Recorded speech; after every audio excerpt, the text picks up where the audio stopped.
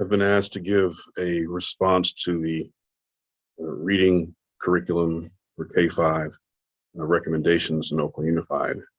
My name is Kareem Weaver, represent the Oakland NAACP's Education Committee. I'm going to begin the response now. We'll run through these 6 items, spend the bulk of it on context, and then quickly go through the others, including the liability concerns for the district, given the recommendations and some potential solutions. The goal is to ensure that the greatest possible number of students read proficiently. So what are the choices to make that happen, or to ensure that happens? American Federation of Teachers lays out why this is so urgent. Kids who are poor readers at the end of 1st grade are never likely to acquire the reading skills they need to complete their goals in elementary school, college, and career. So their urgency is there because we know the clock is ticking, and the current wait to fail model doesn't serve our kids well. For context, in the year 2000, under the leadership of Dennis Chaconis, Oakland Unified switched to Open Port. It's a structured literacy program. It had horrible buy-in. It was a lack of buy-in, poor implementation in general, and the teachers basically rebelled. Open Port police and that whole, compliance mindset, it just wasn't good. However, it did have a foundational skills section built in. That means phonemic awareness, phonics, oral language development, fluency, comprehension, et cetera, vocabulary. And after an initial takeoff period of a year or two, it's 7 years in a row where Oakland Unified was the most improved urban district in California. Partly due to the pushback and the lack of buy-in, we switched to a new curriculum. There was no foundational skills taught. The new curriculum didn't have that component. And so we plummeted. In fact, the LT case unearthed the fact that 11 of the lowest 75 schools in California for 3rd grade reading are in Oakland Unified. By comparison, Los Angeles Unified has 6. And so now here we are. And this is rock bottom. And we started this EL pilot, and it has a foundational skills component. Now we're here, we want to just point out that when you're at rock bottom, if you do foundational skills at all, you're going to start to go. So we don't want to over-index on, distance from standard, getting smaller. We want to acknowledge the evidence, but also see that, look, if you do just about anything with the foundational skills component, given that we haven't done it in 10 years, by and large, you're going to see some growth. The question is, what's going to get the greatest number of kids reading in Oakland? We're going to cover these 4 pieces of context. These other 5 through 8 down here, we're not going to touch, but they're important questions to ask. This is not going to be a comfortable response, but it's something I've been commissioned to do, so I'm going to do it. To get the greatest number of kids reading, we have to make sure that there is a foundational skills section built in, because this group, and if you've seen our town hall, you know what this is. These are the kids that need it structured explicitly and directly taught, and including the dyslexic kids. Like if we don't do that, if we don't have that foundational skills section built in core instruction, not as an add-on, not as a supplement, like it has to be built in, not as an after-school program, not as a supplemental program, but the build-in, that you're not going to get these kids. In fact, an Oakland Unified School District teacher, veteran teacher, admonished us because he felt like the curriculum that we had been using was actually very good. It just should have been paired with the foundational skills piece. And so there's some thinking that you can stitch it together. He said, I wanted to help support you, but stop bashing Lucy Calkins, basically, the units of study. And instead, recognize that it's good. And he paired it with SIPS, which is an intervention program, and he helped shrink the learning gap. And so the real crime was that so many students just don't get those foundational skills. However, 4 days later, he came back after attending the adoption process meeting and stated this: I learned that OUSD is absolutely incapable of supporting anything but an all-in-one curriculum. The first thing in terms of our response is we need something that's built in, because we want to keep the main thing the main thing. And we want to reach those kids who are, the 70%, 60% of kids who otherwise would not be reached. In furtherance of that, we want to hear from Dr. Anderson, who was at our town hall. Also, you can go to tinyurl.com/educatorsay and see that recording. Dr. Anderson could not read until he got to 9th grade. A teacher taught him how to read. He had dyslexia. Talks about the importance of having the main thing built in to the curriculum as opposed to being stitched together. When I got to high school, I was reading at a 2nd to 3rd grade reading level. I met Miss O. She helped me develop those basic skills. And within a year's time frame, I was reading at about grade level. So going from reading at a 2nd grade reading level to almost being like 9th to 10th grade. By the time that I went to my 2nd year of high school, I was taking honors and AP classes. And by my junior year, I had even taken some community college classes and landed an internship. Now, I know that my story, it's sort of an extreme story of growth over a very short period of time. But one of the things that I'm aware of is that those basic decoding skills are beneficial for all students. So the district is not quite sure. Should we pick something that has a strong foundational skill piece? Should it be a separate thing where they do 2 different things and put them together?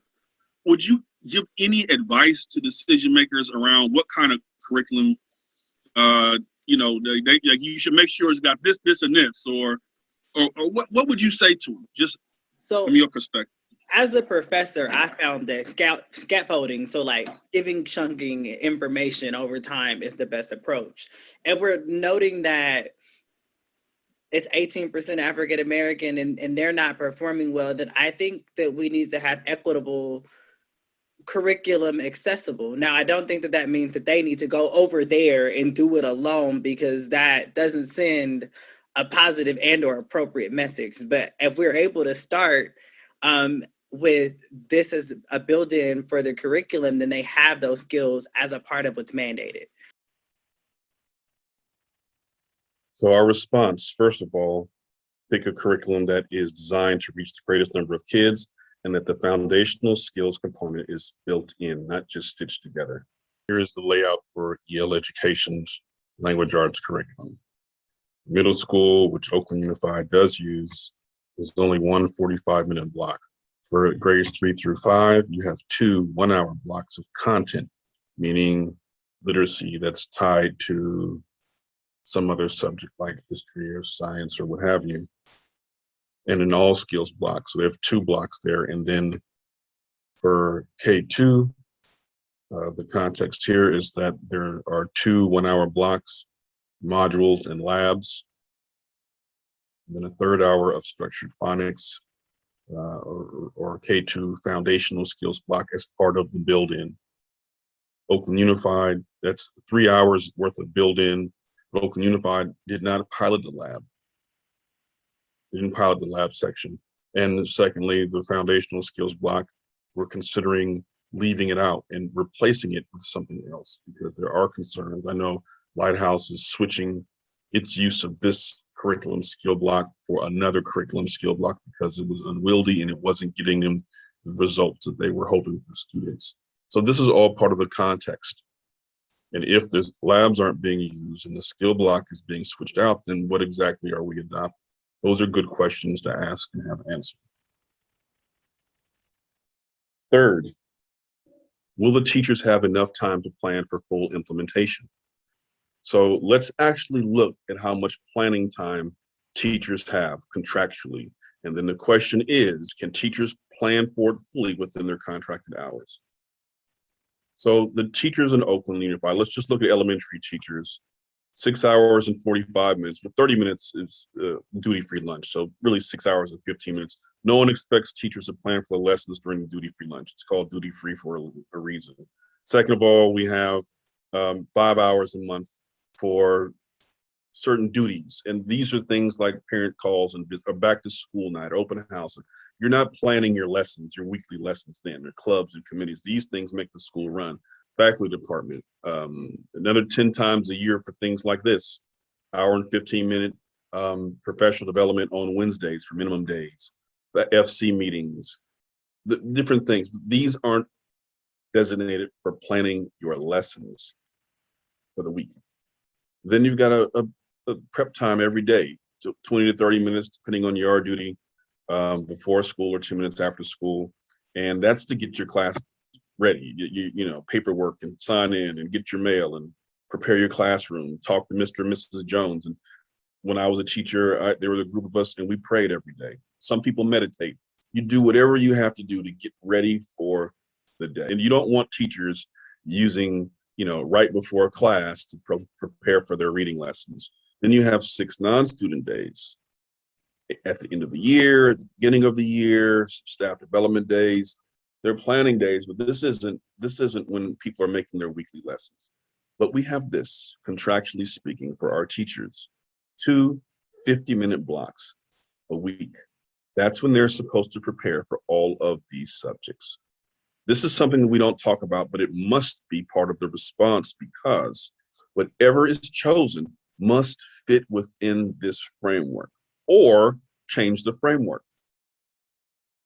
And we'll talk about that later in terms of solutions, but social studies, science, math, and reading. We're expecting people to prepare for all those subjects with 2 50-minute prep periods a week. That's it. So what kind of questions should we be asking about the curriculum that's being recommended? How long does it take to prepare a lesson? How long does it take to prepare each week? Okay, so Oakland Unified staff asked the pilot teachers, well, how long does it take to plan? They said about 2 or more hours a lesson. That was the feedback. 50% of them said that.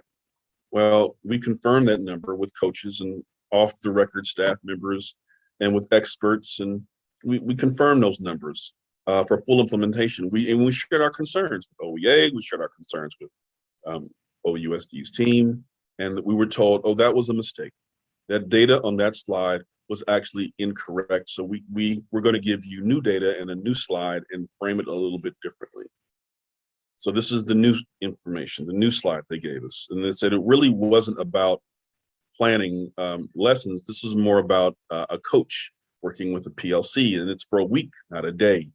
But it's still 2 hours or more, it's still about half, right? And then they even said, well, that's really about coaching and support. We have to also collect data about planning time overall. We haven't done that yet. But even the coaching and support, 2 hours or more a week is still a concern, if you haven't even talked about planning yet for your lessons. And so we then decided to go and ask some more folks and interview some people to get their perspective. Lighthouse is using EL education. So we asked the person that's involved with their implementation, as well as a person from Oakland Unified in terms of planning time. And here's the response. So like a given lesson could be like 10 pages and has like 7 different script, like it's just very script. It's beautiful and it's been vetted, and we're grateful to have such rich resources. But it's not you know, the lesson plans of the past. I'm like gonna age myself. When I had like my cover page, I was like, here's my learning target, here's my standard, and here are like the I do, we do, you do. Like that is not this curriculum.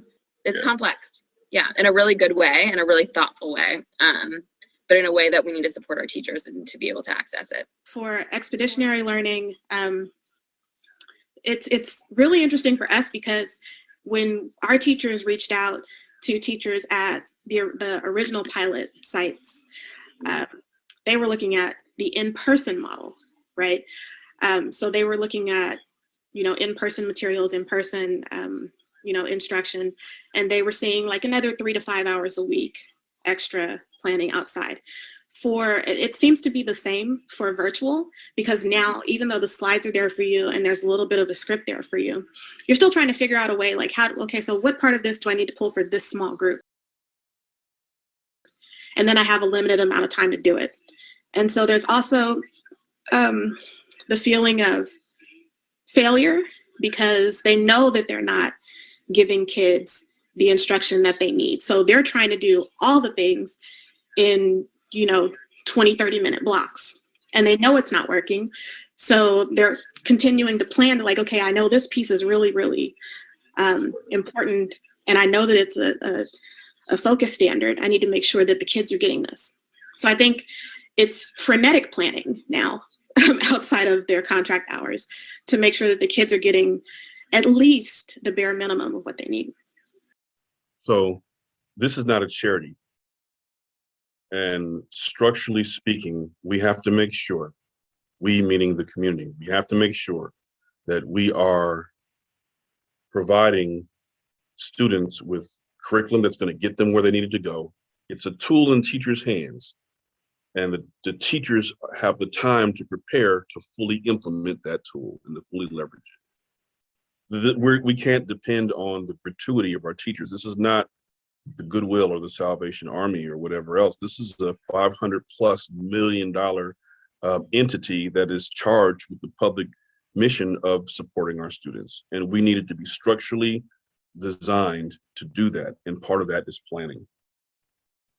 This is the second place curriculum, benchmark advance. This was actually on the table, 10 books. And if you have a high needs class, you're going to need all 10 because they're intervention and things like that. That context really should help frame the kinds of questions that the board is asking of staff. So that's the context. Now let's move quickly through these other items. The NAACP has been engaged with Oakland Unified for over a year, beginning in September of 2019.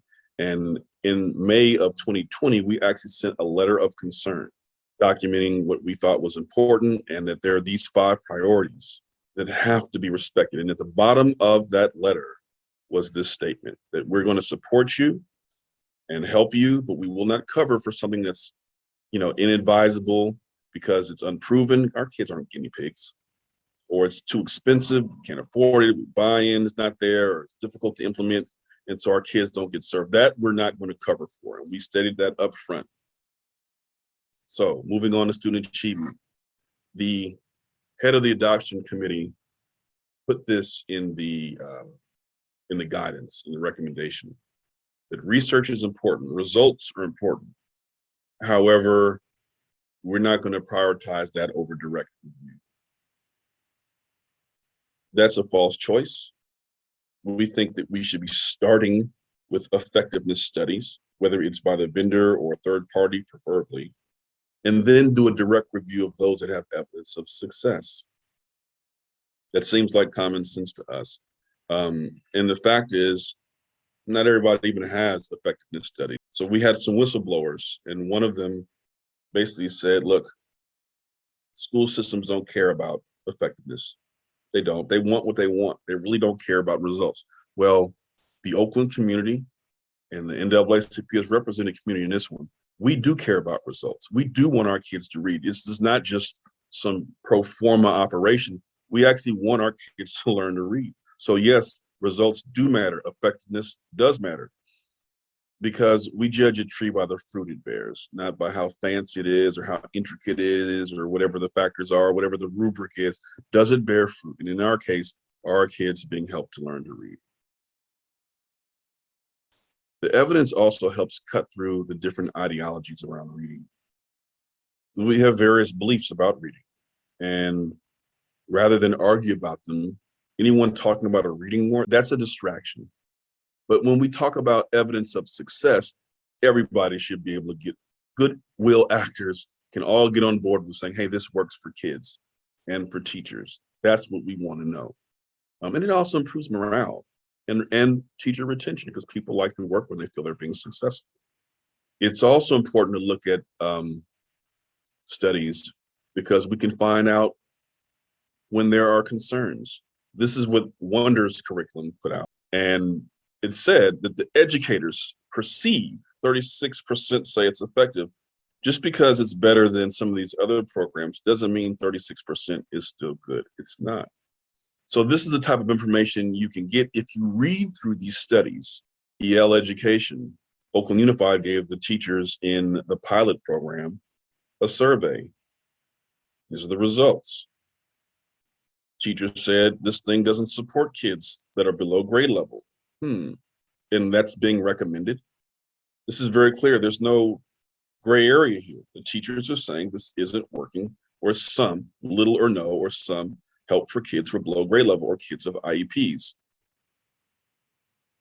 So as a board, you got to take that into consideration. It's a concern for us, and questions should be asked. How will that be mitigated? Or here's other pieces of information that you can get from a study. 2/3 of students were weak in reading after 1 year of this program, this other program. This district had the strongest gains in every grade level compared to 20 other districts using curriculum. These gains were maintained or expanded in subsequent years. Now the curriculum has been promoted by the Department of Education in the state and being implemented across that's useful information, we think, about how effective something is, at least as a place to start. Or how about this one? Saying that students of novice teachers, meaning 0 to 3 years of experience, there's no impact, statistically significant impact on student achievement after either 1 or 2 years of implementation. That's what you can find when you read through these studies. That's on page 65 of the TPP project or report for EL education. That's really important because here's Oakland Unified's 3-year retention rate. In some schools, we're retaining about 1/3 of our teachers over a 3-year period. Other schools were retaining 3/4 of our teachers, a little more or less, after 3 years. So that type of data is really important when you're looking at a curriculum and saying, you know what, student achievement is not going up for people with novice teachers. Structurally, we should be asking questions about that. Also, we can find evidence in other places. We brought experts to the community. Here's the Livens. I'm not going to play it, but we brought them to a stakeholder meeting. We also brought them towards staff to be able to ask questions and engage. Or Ed Trust has a podcast, Extraordinary Districts Doing Extraordinary Things, and the results that they get. This is the type of stuff that you find when you look for evidence. So why is this a liability concern? The pattern is the board approves a contract for teachers on 2-year commitments. And then we disproportionately place those teachers in certain schools. Those schools have a high turnover rate. And it's chicken or egg. I'm not saying that it's causal, but it's just the reality, it's facts. While other schools have lower turnover rates. Then we choose a curriculum where we know, statistically speaking, student achievement is really not changed when you have a novice teacher, meaning someone in the first 3 years of their journey. Now, even if you were to take away those things, that alone is still a challenge, and that could be a liability concern. Highly recommend consulting with counsel before you complete that circle. And then on top of that, no teachers on the committee for adoption had 1 or 2 years of experience. So we don't even know how this new curriculum sits for our new teachers. And there's only one person with 3 years of experience. So again, these 4 things need to be in place. We have to make sure it's built in, it's designed to reach the greatest number of kids, the teachers are given time to plan, and that there is evidence of results. So now in Oakland, who's doing what? Who's actually going after the orange kids? The answer to that was no one until a few years ago. Well, there were a couple of smaller charter schools that were doing it, but for the most part, nobody. So we asked certain questions, and we're going to lay these out for you all as a direct response. We asked people to rate these curricula on this scale in these very simple common sense categories: evidence of achievement, closing the achievement gap, affordability, learning curve, ease of use, building knowledge. Is it all in one, part of the build-in? And then is it designed to reach the greatest number of kids? To rate them, not ordinally, but just on a scale. We ask industry experts, meaning folks who are reading researchers, who design curriculum, content experts, curriculum experts. We asked a couple of whistleblowers to fill this out. So we had, I won't tell you all the roles because I want to protect our anonymity. We had 27 data points, and this is what we found.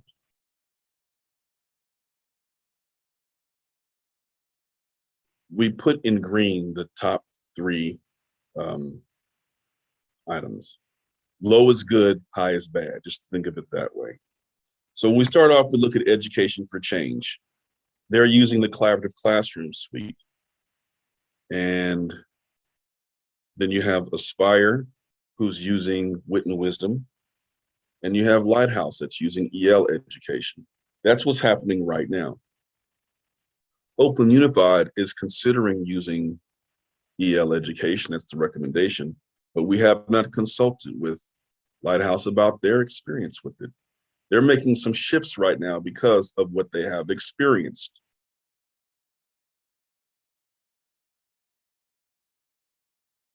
Ease of use is an issue there.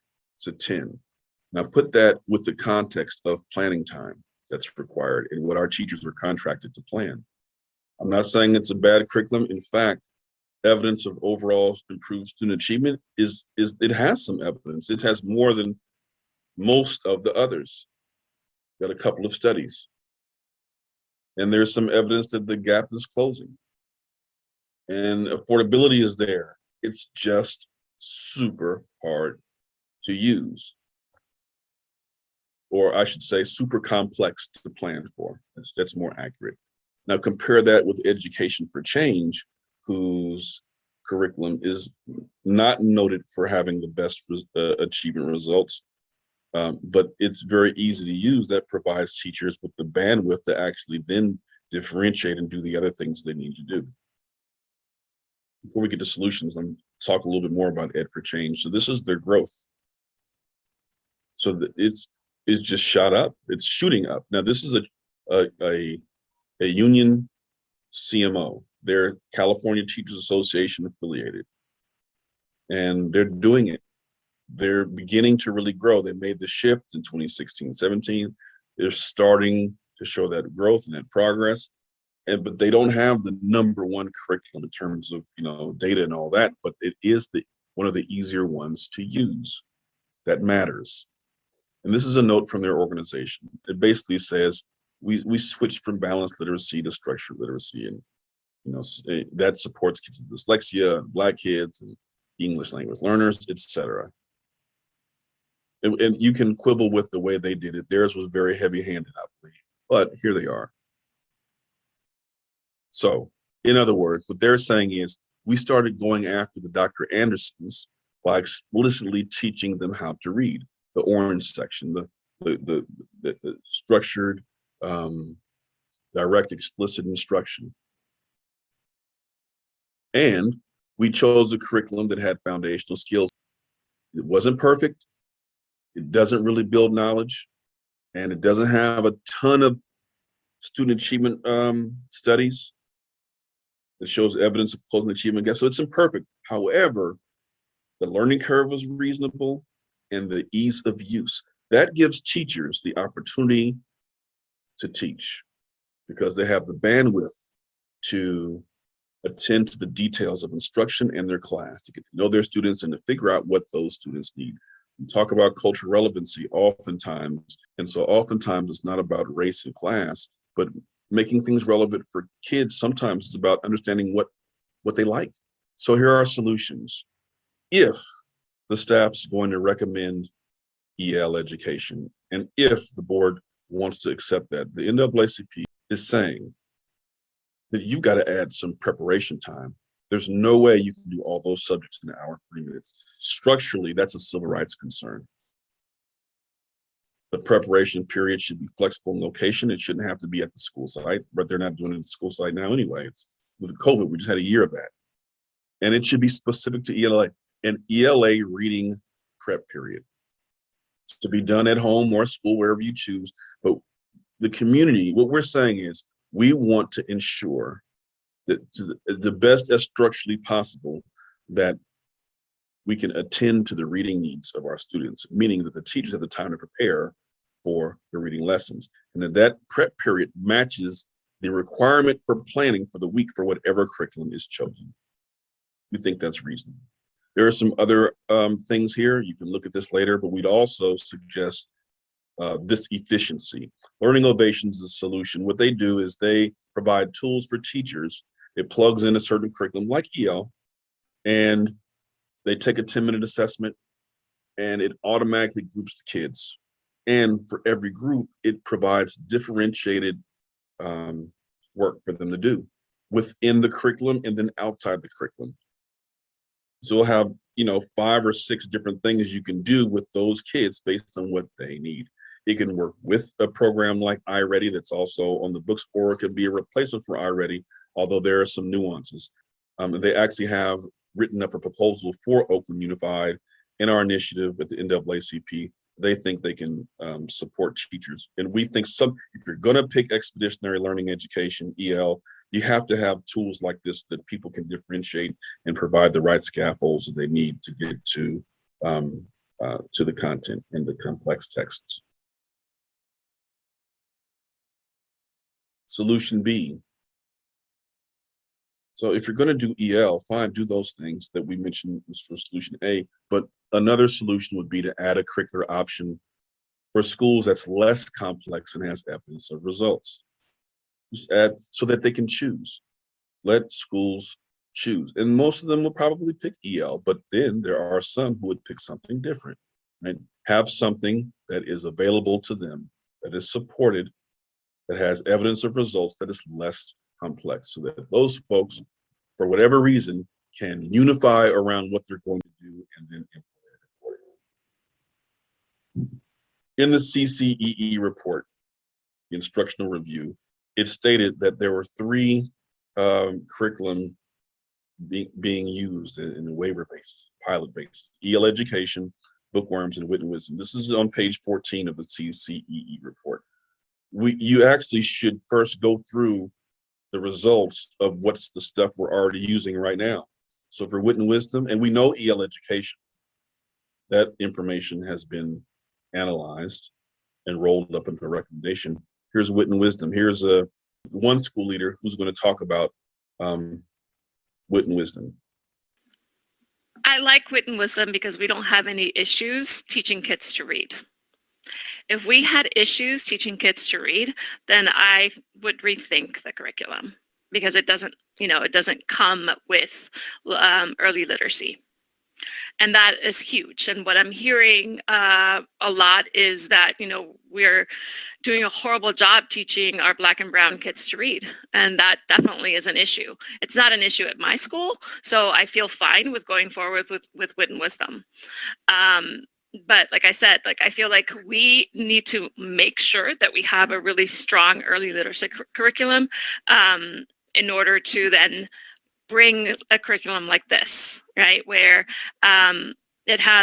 it's preparing kids to do higher level thinking, which we want, right? But I if we're saying that we're not doing a good job teaching kids to read, then I feel like our focus needs to be on how the hell are we going to teach all our kids to read? That's basic.